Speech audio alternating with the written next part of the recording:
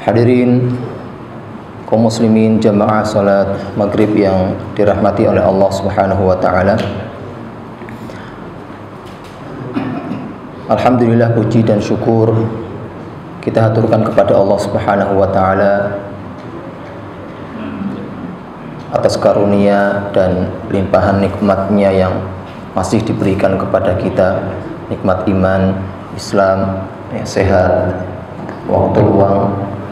Mudah-mudahan Allah Subhanahu wa taala menerima segala amal soleh kita dan menjadikan kita orang-orang yang istiqomah di dalam ketaatan kepadanya.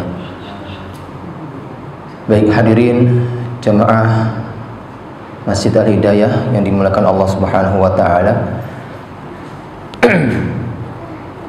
Insyaallah pada kesempatan malam hari ini kita akan mengkaji kembali di antara nama-nama Allah yang mulia.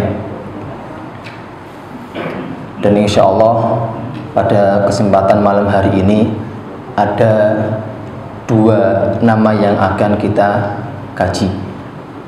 Yang pertama adalah Al-Khaliq. Apa Pak? Al-Khaliq atau Al-Khallaq. Yang kedua Al-Alim. Apa? Al-Alim. Baik. Yang pertama Al-Khaliq atau Al-Khallaq. Ini kalau secara umum mungkin maknanya kita sudah pada tahu semua. Apa arti Al-Khaliq? Maha pencipta. Kalau Al-Khallaq, kalau Al-Khaliq artinya maha pencipta. Kalau Al-Khallaq, ya, karena di dalam ayat nanti ada kalimat Al-Khallaq itu. Kalau Al-Khallaq itu bentuk atau sighah mubalaghah dari Al-Khaliq. Artinya apa? Allah adalah zat yang menciptakan terus-menerus. Ya. Di sini ada definisi daripada Al-Khaliq dan Al-Khalaq. Ya.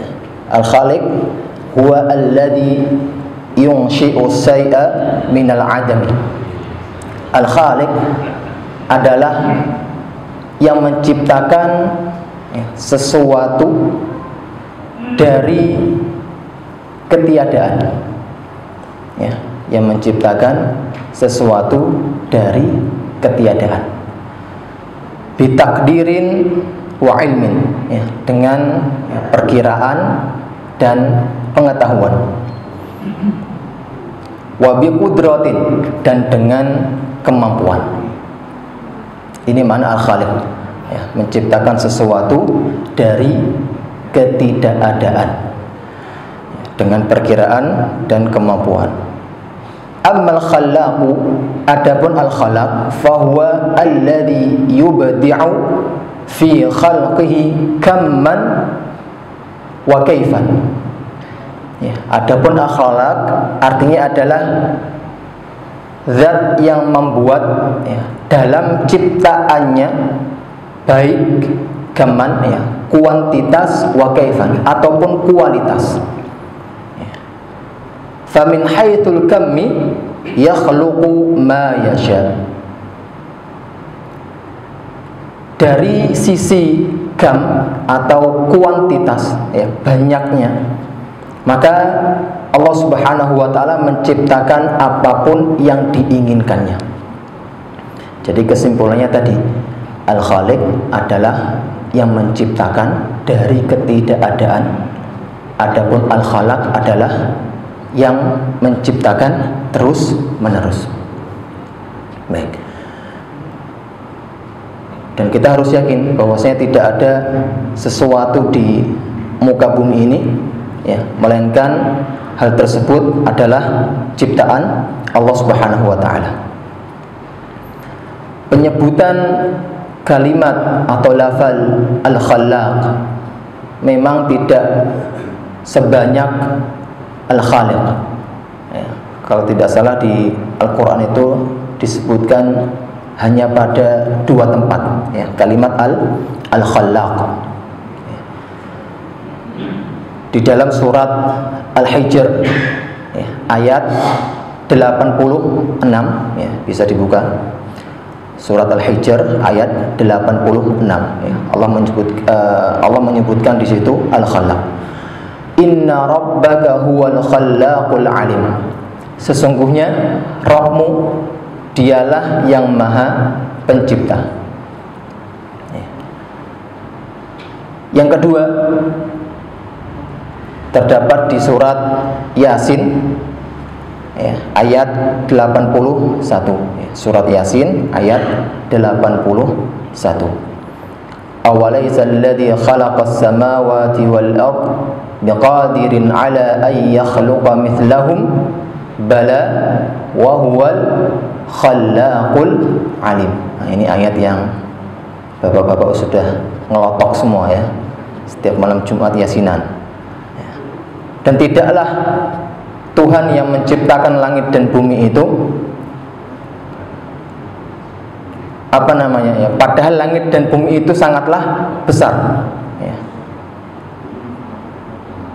Dan tidakkah, ya, bukan dan tidaklah, awalnya dan tidakkah, ya. Dan tidakkah Tuhan yang menciptakan langit dan bumi yang begitu besar, ya, biqadirin ala an yakhluqa mithlahum, tentu berkuasa juga di dalam menciptakan yang serupa. Bala wa huwal khallaqul alim. Dialah yang maha pencipta dan yang maha mengetahui. Baik, kita bahas dari sisi makna al-khalqu, ya, kita bahas dari sisi makna al-khalqu. Jadi al-khalqu itu ada tiga makna, ya, al-khalqu ada tiga makna. Makna yang pertama adalah ijadu syai'i minal adami. Ijadu syai'i minal adami, mengadakan sesuatu dari ketidakadaan. Faham, Pak, ya? Artinya Allah ketika menciptakan sesuatu yang baru tanpa apa? Tanpa mithal, tanpa ketidakadaan sebelumnya. Faham nggak, Pak, kalimat ini, Pak? Contoh, tanah itu tadinya ada nggak, Pak? Ada nggak? Nggak ada. Siapa yang menciptakan? Allah. Nah, Allah menciptakan tanah dari yang asalnya tidak ada. Lalu kemudian Allah mengadakan, yaitu tanah. Langit, bumi tadinya tidak ada, kemudian Allah adakan, ya, ijadu syai'i minal adami, mengadakan sesuatu yang tadinya tidak ada menjadi ada. Allah katakan di dalam Al-Quran, Allahu khaliqu kulli syai', ya, Allah itu menciptakan segala sesuatu. Di dalam ayat yang lain Allah mengatakan wallahu khalaqakum wa ma ta'malun. Padahal Allah lah yang menciptakan kalian dan amal perbuatan kalian, ya, padahal Allah lah yang menciptakan kalian dan apa yang kalian perbuat. Bisa. Jadi ayat ini, ya, kalau kita buka tafsirnya, berbicara tentang orang-orang kafir, ya, musyrikin pada zaman Nabi Ibrahim, ya, ketika mereka membuat patung, ya, memahat patung dengan tangan-tangan mereka, ya, dan kemudian mereka sembah. Maka kata Nabi Ibrahim alaihissalam, mengapa kalian tidak menyembah Allah saja, yang mana Allah itu yang telah menciptakan kalian dan yang telah menciptakan amal perbuatan kalian, ya. Padahal, ya, Allah lah yang menciptakan kalian dan amal perbuatan kalian, atau apa yang kalian pahat, apa yang kalian buat, ya. Ada sebuah pertanyaan yang mungkin menjadi syubhat kita, ya, atau was-was di dalam pikiran kita. Ya, kita yakin bahwasanya Allah itu adalah zat pencipta. Ya, tidak boleh kita meyakini ada pencipta selain daripada Allah Subhanahu wa taala. Jadi Allah Subhanahu wa taala telah menciptakan manusia beserta juga amal perbuatan manusia. Maka kita dapati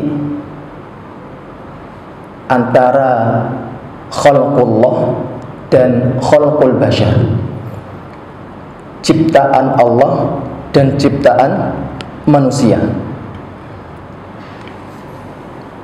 Apa sisi bedanya, Bapak? Bahwa Allah Subhanahu wa taala ketika menciptakan sesuatu dari ketidakadaan, ya, berbeda dengan manusia. Ketika manusia menciptakan sesuatu, ya, otomatis dari sesuatu yang ada. Mungkin enggak manusia menciptakan sesuatu yang baru tanpa ada materi-materi sebelumnya? Ada yang menciptakan seperti ini? Enggak ada. Ya, semua manusia yang menciptakan sesuatu yang baru pasti dimulai dari sesuatu yang ada atau berbahan materi-materi yang ada. Tapi pertanyaannya, ya, ketika Allah Subhanahu wa taala menciptakan manusia, itu dari mana asalnya? Dari tanah. Ya, kita ambillah dari tanah. Walaupun nanti ya yang diciptakan dari tanah ini Nabi Adam. Ya, kalau manusia pada lainnya ya diciptakan dari air mani.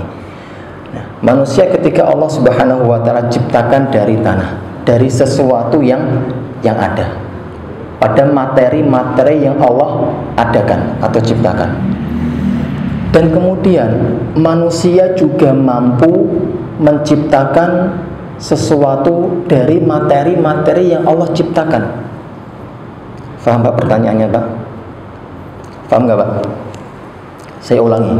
Ketika Allah Subhanahu wa taala menciptakan manusia dari materi yang sudah Allah ciptakan, tanah misal, ya, manusia diciptakan dari tanah, ya, dari sesuatu yang sudah Allah ciptakan, yaitu tanah. Akan tetapi manusia juga mampu, ya, menciptakan sesuatu dari materi-materi yang sudah Allah ciptakan. Contoh, ketika tukang kayu, ya, menciptakan atau membuat meja, dari mana asalnya? Dari pohon. Pohon itu siapa yang menciptakan?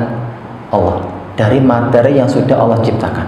Sama-sama menciptakan, ya, dari materi yang sudah ada. Ya, Allah menciptakan manusia dari tanah, manusia menciptakan meja dari kayu, ya, yang sudah Allah ciptakan. Lantas pertanyaannya, di mana al-farqu, ya, baina khalqillah wa khalqil bashar? Di mana atau apa letak perbedaan antara ciptaan manusia dan ciptaan Allah Subhanahu wa taala? Baik,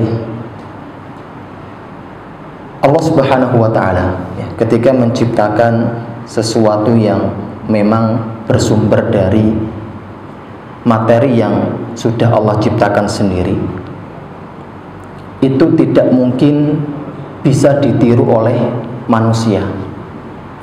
Ya, tidak mungkin bisa ditiru oleh manusia. Contoh manusia tadi, ketika Allah menciptakan manusia, gak ada satupun manusia yang dapat meniru Allah Subhanahu wa ta'ala di dalam penciptaan manusia.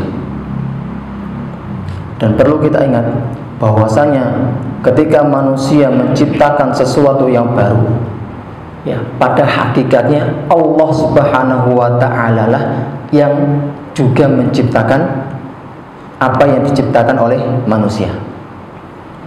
Karena begini, ketika Allah Subhanahu wa ta'ala menciptakan soni itu pembuat, ya, maka Allah juga yang menciptakan apa yang diperbuat. ketika Allah Subhanahu wa taala menciptakan manusia, maka Allah juga menciptakan berikut otak yang dengannya manusia bisa berpikir. Ketika Allah Subhanahu wa taala menciptakan manusia, maka Allah juga menciptakan berikut mata yang dengannya manusia bisa melihat. Ketika Allah Subhanahu wa taala menciptakan manusia, maka berikut tangan yang dengannya manusia bisa berbuat atau bisa melakukan sesuatu. Nah, ketika manusia menciptakan sesuatu dari materi-materi yang Allah ciptakan, yang Allah adakan, maka Allah jugalah yang telah menciptakan materi-materi yang manusia tersebut adakan atau ciptakan. Paham Pak ya? Karena begini, nanti akan kita sampaikan di ujung daripada materi ini, penyimpangan-penyimpangan atau sekte-sekte sesat yang mereka tidak meyakini atau menyimpang dalam masalah takdir, terlebih dalam masalah penciptaan. Nanti akan kita bahas. Dan Allah Subhanahu wa taala tidak pernah gagal di dalam menciptakan sesuatu. Pernah Allah gagal? Enggak pernah. Berbeda dengan manusia yang penuh dengan kekurangan dan aib. Mungkin menciptakan meja tidak sekali dua kali gagal. Menciptakan mobil tidak sekali dua kali terjatuh pada kegagalan. Tapi Allah Subhanahu wa taala tidak. Sekali Allah menciptakan, Allah Subhanahu wa taala pasti akan berhasil di dalam penciptaannya. Allah Subhanahu wa taala di dalam Al-Qur'an mengatakan badi'us samawati wal ardh. Badi' itu kalau secara bahasa penemu. Badi' itu artinya penemu. Berarti apa di sini? Badi'us samawati wal ardh. Penemu langit dan bumi. Kalau kita bahasakan. Maksudnya apa? Pencipta langit dan bumi tanpa meniru pada contoh-contoh sebelumnya.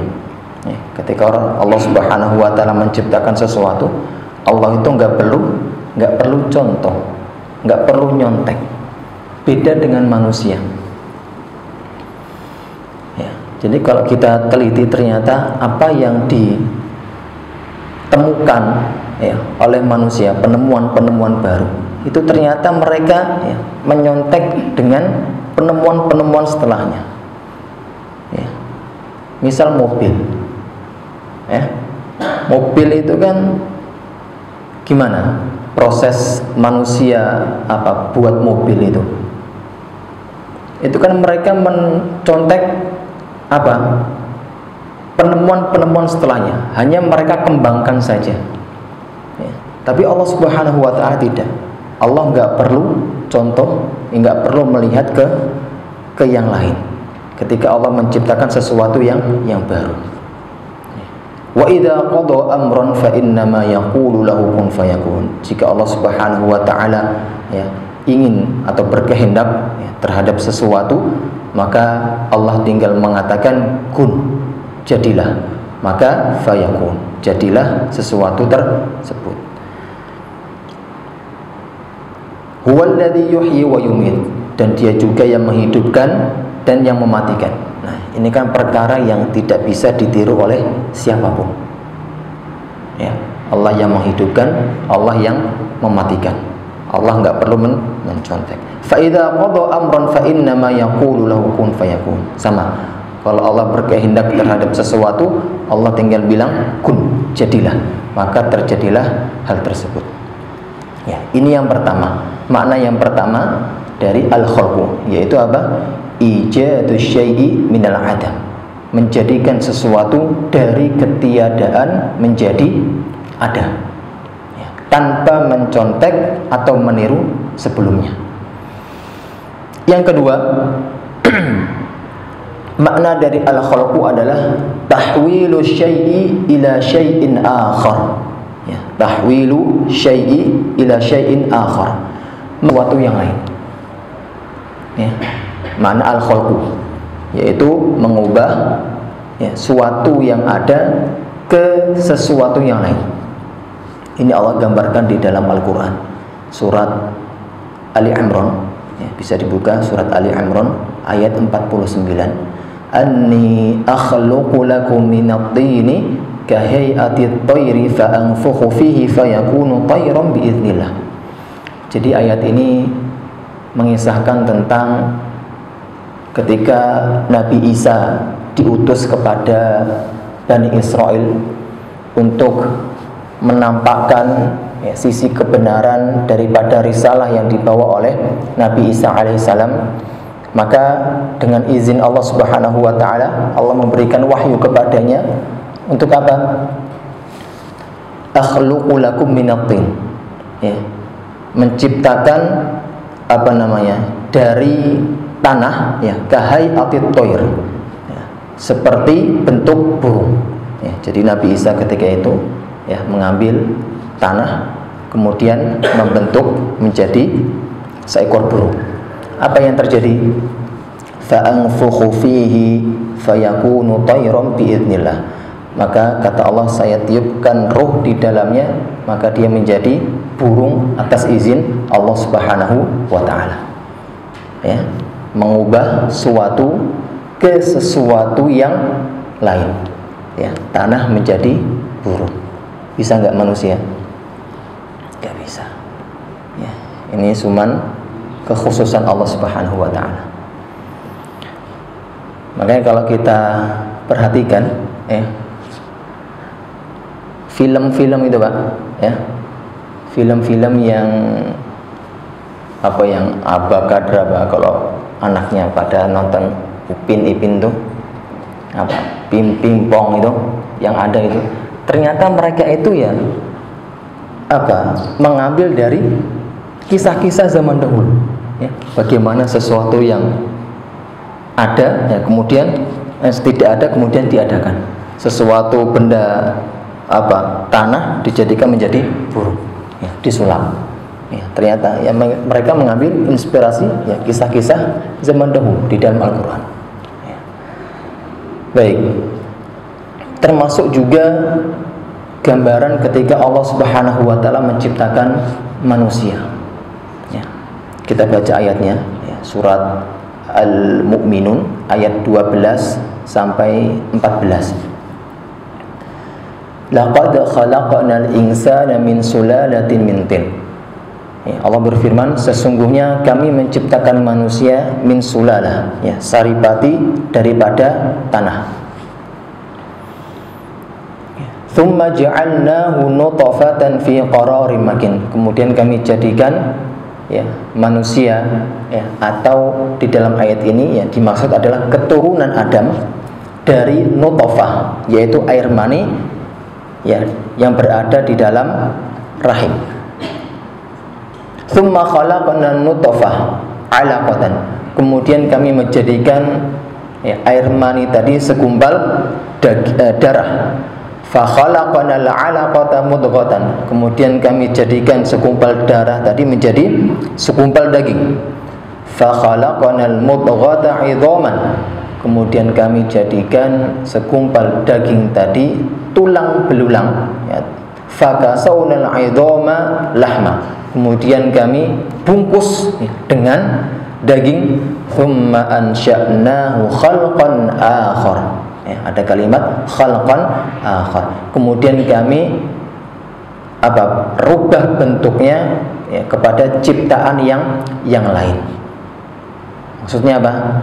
Jadi manusia dari mani, darah, daging, tulang belulang, ya, kemudian apa, dibungkus menjadi daging, ya, kemudian Allah jadikan ciptaan yang lain, yaitu manusia. Baik, ya. Kalau manusia, ya, sangat terbatas sekali, ya, mereka sangat terbatas ketika mengubah sesuatu bentuk ke bentuk yang lainnya, ya. Dan apa yang mereka lakukan tersebut, ya, tentu atas kehendak Allah Subhanahu wa ta'ala. Baik. Ini yang kedua, yaitu tahwilu syai' ila syai'in akhar, mengubah dari sesuatu ke sesuatu yang lain. Yang ketiga, makna daripada al-khalqu adalah at-taqdir, ya, at-taqdir, yaitu merencanakan. Inilah kenapa pentingnya kita belajar, ya, bahasa Arab, ya, salah satunya, atau memperdalam ilmu-ilmu agama, ya, agar tidak salah mengartikan kalimat di dalam Al-Quran, ya. Banyak sekali kalimat-kalimat di dalam Al-Quran yang lafal dan kalimatnya sama, tapi memiliki makna yang berbeda, ya. Takdir, Allah sebutkan di dalam Al-Quran ahsanul khaliqin, ya. Di dalam ayat ini makna al-khalqu bukan pencipta. Kalau kita katakan ahsanul khaliqin, sebaik-baik pencipta, berarti ayat ini mengandung bahwasanya ada beberapa pencipta. Kan seperti itu. Bahwasanya Allah ada pencipta dan ada yang pencipta yang lain. Karena di sini dikatakan ahsanul khaliqin, ya, sebagai sebaik-baik pencipta. Kalau kita katakan pencipta, ya, padahal Allah katakan dialah zat satu-satunya pencipta. Lalu apa makna al-khalqu di sini? At-taqdir, merencanakan, ya. Fatabarakallahu ahsanul khaliqin, Maha suci Allah sebaik-baik perencana, ya. Para mufassir semuanya menyatakan bahwasanya al-khalqu pada ayat ini, ya, itu bukan sebaik-baik pencipta, akan tetapi apa? Sebaik-baik perencana, ya. Makanya di antara ulama, ya, ada yang mengatakan, ya, al-khalqu al-ikhtira'u bila mithal, ya, makna al-khalqu itu menciptakan tanpa contoh sebelumnya. Yang kedua, wa yakunu bi makna at-taqdir, dan kadang juga al-khalqu itu bermakna at-taqdir, yaitu apa? Merencanakan, ya. Dan makna perencanaan ini juga disebutkan di dalam syair, ya. Kita bacakan syairnya, wala anta tafri ma khalaqta wa ba'dul qaumi yakhluqu thumma la yafri. Engkau mampu merealisasikan atau mengaplikasikan apa yang engkau rencanakan, ya, artinya Allah Subhanahu wa ta'ala. Akan tetapi sebagian kaum, sebagian manusia, mereka tidak dapat merealisasikan, mereka tidak dapat mengeksekusi apa yang mereka rencanakan, ya. Jadi kalau kita berangkat makna yang pertama tadi, ya, al-khalqu, ya, makna yang pertama ijadu syai' minal adam, ya, ini khusus Allah Subhanahu wa ta'ala, hanya Allah yang mampu, ya. Tapi kalau kita berangkat makna yang ketiga ini at-takdir, bisa nggak kita sandarkan kepada selain Allah? Bisa. Akan tetapi apa? Wa huwa ahsanul khaliqin, Allah zat sebaik-baik perencana. Baik.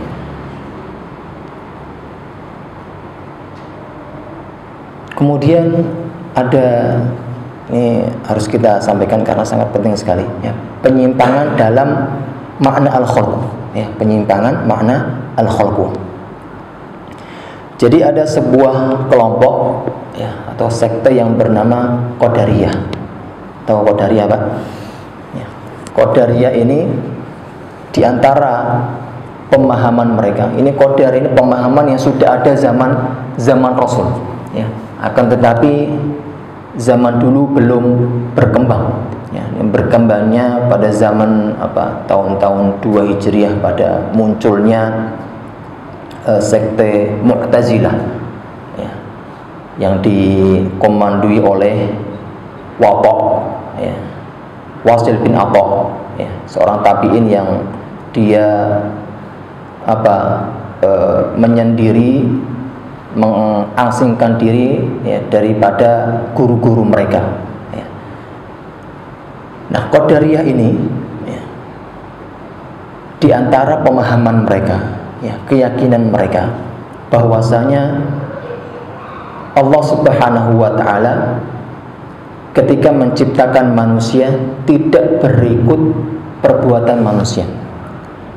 Artinya ada sesuatu yang tidak Allah ciptakan ketika di dunia ini. Atau kata lain, ketika manusia itu melakukan sesuatu, tidak ada campur tangan Allah Subhanahu wa ta'ala. Faham, Pak? Ya. Jadi Qadariyah ini ya, memang benar-benar sekte yang membuat banyak manusia terjatuh ke dalam pemikiran-pemikiran mereka. Ya, mereka meyakini bahwasanya ya, perbuatan mereka itu adalah ciptaan mereka sendiri, ya, bukan ciptaan Allah Subhanahu wa ta'ala. Ya, padahal Allah katakan di dalam ayat yang kita bahas tadi, wallahu khalaqakum wama ta'malun. Allah lah yang menciptakan kalian dan apa yang kalian perbuat. Ya, mengapa kalian enggak menyembah Allah saja? Ya. Berbeda dengan keyakinan Ahlus Sunnah, yang mana keyakinan Ahlus Sunnah meyakini bahwasanya semua yang ada di alam semesta ini, ya, termasuk juga perbuatan hamba, seluruhnya merupakan ciptaan Allah Subhanahu wa ta'ala. Makanya Rasulullah pernah mengatakan di dalam hadisnya, al-qadariyatu majusun hadhil ummati. Orang-orang Qadariyah adalah majusinya umat ini. Kenapa dikatakan sebagai majusi umat ini? Karena orang-orang majusi ya, meyakini ada pencipta selain daripada Allah Subhanahu wa ta'ala. Nah, sama dengan orang-orang Qadariyah. Mereka meyakini bahwasanya pencipta daripada perbuatan mereka itu adalah mereka sendiri. Tidak ada takdir, tidak ada ketentuan dari Allah Subhanahu wa ta'ala. Padahal semuanya sudah ditakdirkan, sudah ditentukan oleh Allah Subhanahu wa ta'ala. Yang berbeda adalah Allah Subhanahu wa ta'ala memberikan kita apa? Al-kasb, pilihan. Ya. Sebenarnya Allah Subhanahu wa ta'ala menginginkan ya, orang-orang kafir itu beriman. Akan tetapi karena mereka menyimpang ya, dari keimanan mereka, ya, itu pilihan mereka. Kita di sini ya, hadir di sini. Ini takdir bukan, Pak? Hah? Takdir atau kita sendiri yang nentuin takdir, tapi kita diberi pilihan oleh Allah Subhanahu wa ta'ala. Ya enggak? Kita diberikan pilihan.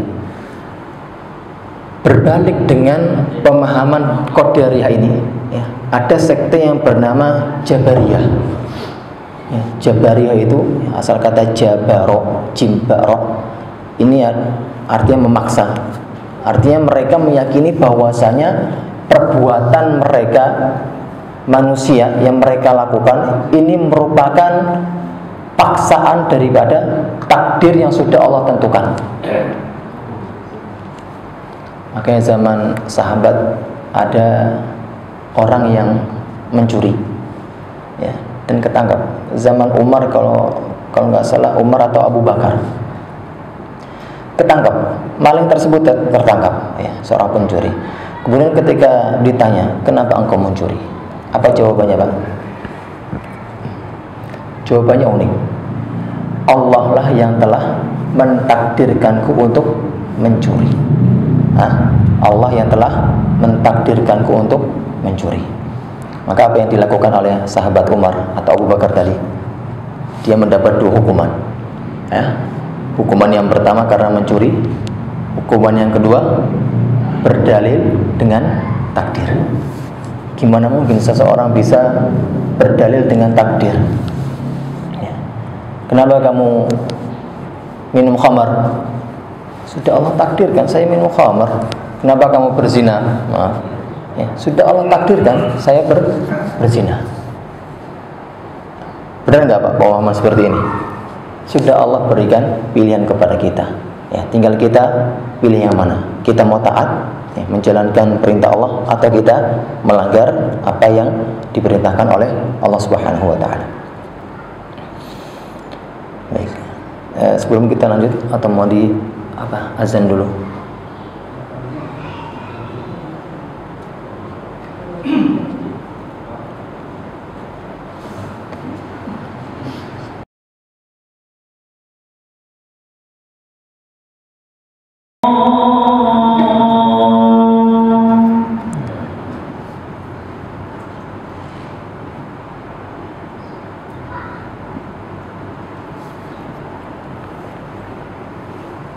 Baik, jemaah rahimakumullah, kita coba simpulkan ya materi yang kita sampaikan pada pertemuan atau kesempatan kali ini ya, karena kalau kita mau nambah satu nama lagi ya kok kayaknya nggak cukup ya.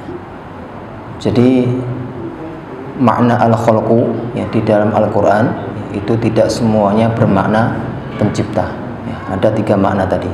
Yang pertama apa tadi? Ijadu syai'i minal adam ya, mengadakan sesuatu dari ketiadaan ya, dan ini hanya Allah Subhanahu wa ta'ala yang mampu untuk melakukannya. Yang kedua apa tadi? Tahwilu syai'i ila syai'in akhar, merubah dari suatu ke sesuatu bentuk yang lain ya, dan ini juga Allah Subhanahu wa ta'ala yang bisa melakukan ya. Adapun manusia bisa, tapi mereka sangat terbatas ya. Berbeda dengan Allah Subhanahu wa ta'ala. Yang ketiga apa tadi makna daripada al-khalqu? At-taqdir, yaitu merencanakan ya. Allah juga bisa merencana ya. Manusia pun juga ya bisa berencana, tapi sebaik-baik khaliqin ya, sebaik-baik perencana adalah Allah Subhanahu wa ta'ala. Baik, mungkin hanya ini yang dapat saya sampaikan ya, mudah-mudahan bermanfaat ya. Silakan dari bapak-bapak yang mungkin ingin didiskusikan ya, atau dipertanyakan yang kurang jelas dari apa yang kita sampaikan. Monggo. Monggo. Apa bedanya al-khaliq dan al-badi? Sama-sama asmaul husna. Al-khaliq dengan al-badi. Al-badi. Nah, baik. Apa beda al-khaliq dengan al-badi'? Ya. Jadi kalau di dalam bahasa Arab ada 2 kalimat. Ada al-badi' dengan al-ikhtira'. Ya, al-badi' itu apa? Sama. Dua-duanya makna sama. Ya. Maknanya adalah penemu, pencipta. Ya. Tapi kalau al-badi' tadi pencipta tanpa contoh sebelumnya ya, dan ini disandarkan kepada Allah Subhanahu wa ta'ala. Sama, al-khaliq dengan al-badi' itu maknanya sama ya. Al-khaliq itu maknanya al-badi' ya. Ada 2 kalimat lagi, yaitu apa? Ikhtira', maknanya sama, penemu ya. Tapi ikhtira' ini tadi penemu yang dia berdasarkan pada materi-materi yang ada manusia. Makanya nggak cocok ketika ada manusia yang menemukan misal ilmu tentang apa misal, atau menemukan mobil baru, badi'us sayyarah, nggak bisa ya, pencipta mobil nggak bisa pakai kalimat badi, nggak bisa. Tapi apa? Ikhtira'u as-sayyarah ya, penemu mobil gitu Pak ya. Baik. Sama, al-khaliq itu maknanya al-badi', sama. Sama ini Allah menciptakan dan menciptakan perbuatan. Mungkin begini, Allah ciptakan perbuatan manusia menghadapi yang baik-baik. Tapi kalau begitu berbuat jelek kan sering ada tadi begitu ya. Musibah sama perbuatan bukan diciptakan oleh Allah. Mungkin itu bukan. Gitu kan.